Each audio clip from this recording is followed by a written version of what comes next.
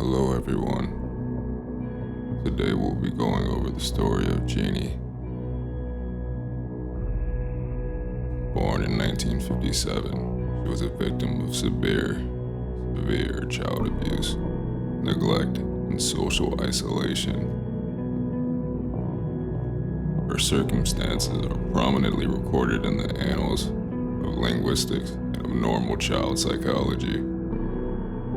When she was approximately 20 months old, her father began keeping her in a locked room. During this period, he almost always strapped her to a child's toilet or bound her in a crib with her arms and legs immobilized.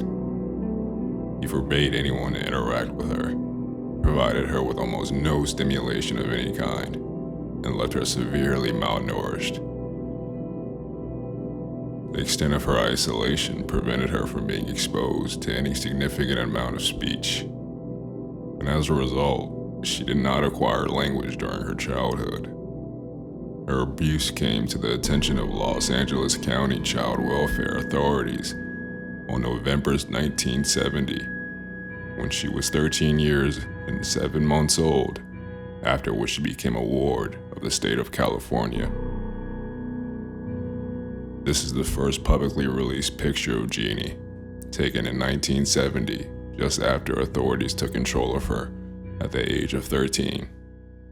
Psychologists and other scientists almost immediately focused a great deal of attention on Genie's case.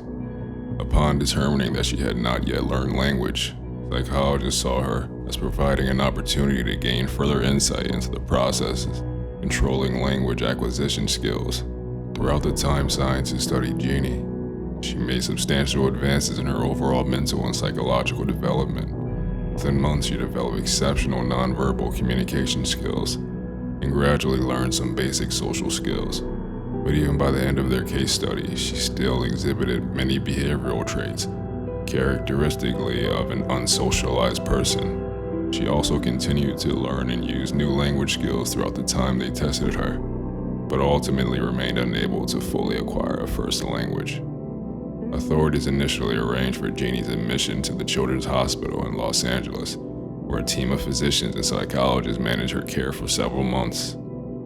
Her subsequent living arrangements became the subject of debate. In June 1971, she left the hospital to live with her teacher, but a month and a half later, authorities placed her with the family of the scientists heading the research team, with whom she lived for almost 4 years.